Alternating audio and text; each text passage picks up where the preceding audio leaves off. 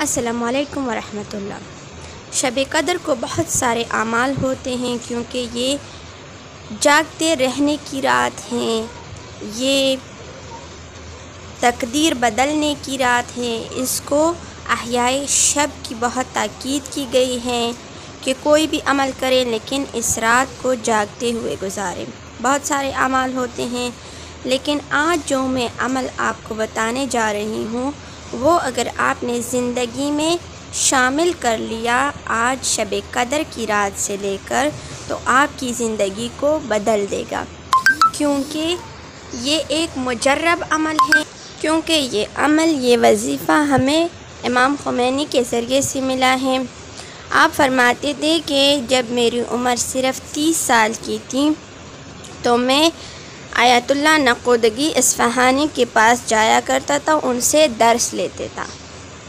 یہ ایسی شخصیت تھی کہ یہ ساری رات سجدے میں گزارتے، ساری رات رکوع میں گزارتے، ایسی عبادت کرتے، ایسا تقویٰ تھا ان کا کہ جب آپ ساری رات رکوع میں گزارتے، صبح لوگ چلے جاتے تو آپ کی پیٹھ پر برف جم جایا کرتی تھی، یعنی ساری رات آپ کی پیٹھ پر برف برستی تھی اور آپ ایک ہی رکوع میں پوری رات گزارتے تھے۔ تو امام خمینی ان سے درس لینے جایا کرتے تھے۔ ایک دن امام خمینی ان کے پاس گئے اور ان سے عرض کیا کہ آپ مجھے کیمیا کی تعلیم عطا فرمائیں، کیونکہ یہ کیمیا کی تعلیم وہ علم ہے کہ جس سے سونا بھی، جس سے مٹی بھی آپ سونے میں بدل سکتے ہیں۔ تو آپ نے امام خمینی سے کہا کہ ٹھیک ہے، میں آپ کو یہ علم دیتا ہوں لیکن آپ اپنی زندگی میں جب تک آپ زندہ ہیں یہ کسی کو نہیں بتائیں گے، یہ علم آپ کسی کو نہیں بتائیں گے کہ مجھے آیت اللہ نقودگی اصفہانی نے بتایا ہے۔ لیکن امام خمینی نے کہا کہ نہیں، میں یہ وعدہ نہیں کرتا کیونکہ مجھے نہیں پتہ کہ میری زندگی کتنی ہے اور میں کتنے سال زندہ رہوں گا، اور ایسا نہ ہو کہ میری زبان سے یہ نکل جائے یہ بات تو میں اپنے وعدے کی خلاف کرنا قبول نہیں کرتا، تو میں یہ وعدہ نہیں کروں گا۔ تو جب آپ کی صداقت کو دیکھا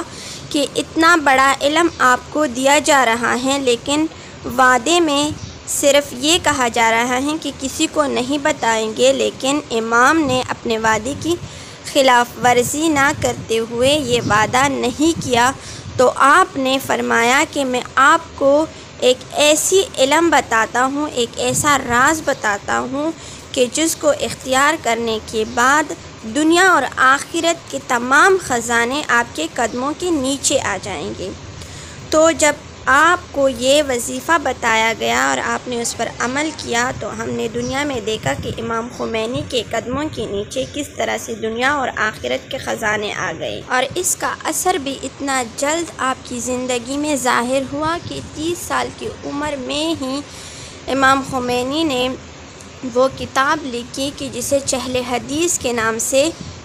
جانا جاتا ہے، اور یہ بہت ہی معروف کتاب ہے کہ آپ نے 30 سال کی عمر میں ہی لکھ لیا۔ تو وہ وظیفہ کیا ہے اور کس طریقے سے ہیں؟ اس وظیفے میں سب سے پہلا عمل جو ہے وہ ہے تسبیح حضرت زہرا۔ یہ تسبیح حضرت زہرا تو ہم کرتے ہیں، لیکن کیا وجہ ہے کہ اس وظیفے میں اس کو شامل کیا گیا ہے اور اس سے اتنا بڑا فائدہ انسان کو حاصل ہوتا ہے؟ ہم جب اس وظیفے کو کرتے ہیں تو ہم اس وظیفے کو اس طرح سے انجام نہیں دیتے جس طریقے سے یہ وظیفہ آیا ہے، یہ عمل آیا ہے۔ تو اگر ہم اس کی تسبیحات کو اگر ہم پڑھتے ہیں تو اس طریقے سے پڑھیں کہ اس کے معنوں کو مد نظر رکھتے ہوئے اپنے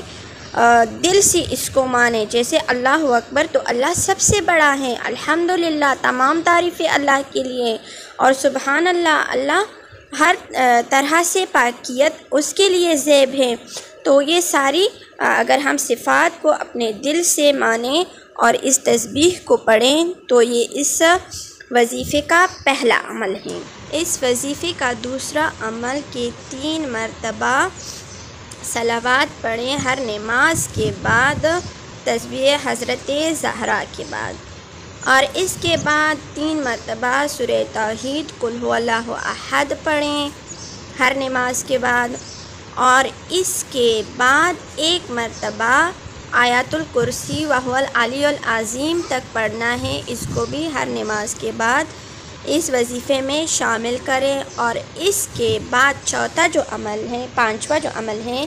وہ ہے سورہ طلاق کی 2 آیت کا آخری جز اور 3 آیت کا سارا پڑھ لینا ہے آپ نے۔ اگر یہ آیتیں آپ کو یاد نہیں تو ایک صفحے پر لکھ کر اپنی جانماز میں رکھیں، 2-3 دن میں یا ہفتے میں، یا اگر زیادہ سے زیادہ ہو تو مہینے میں حفظ ہو جائیں گی۔ اس کو ہر نماز کے بعد اس وظیفے پر عمل کریں تو آپ کی زندگی بدل جائے گی اور آخرت کی تمام نعمتیں بھی آپ کو مل جائیں گی، کیونکہ یہ ایک مجرب عمل ہے کہ جسے امام خمینی نے انجام۔ اور آج چونکہ لیلۃ القدر ہیں تو ہمیں اس اعمال کو آج ہی سے شروع کرنا چاہیے، نماز کو قضا نہیں کرنا چاہیے، نماز کو وقت پر ادا کرے اور ہر نماز کے بعد اس وظیفے پر عمل کرے تو آپ کی زندگی اور آخرت بدل جائے گی۔ اللہ تعالی ہمیں گناہوں سے پاک کرے، آمین یا رب العالمین۔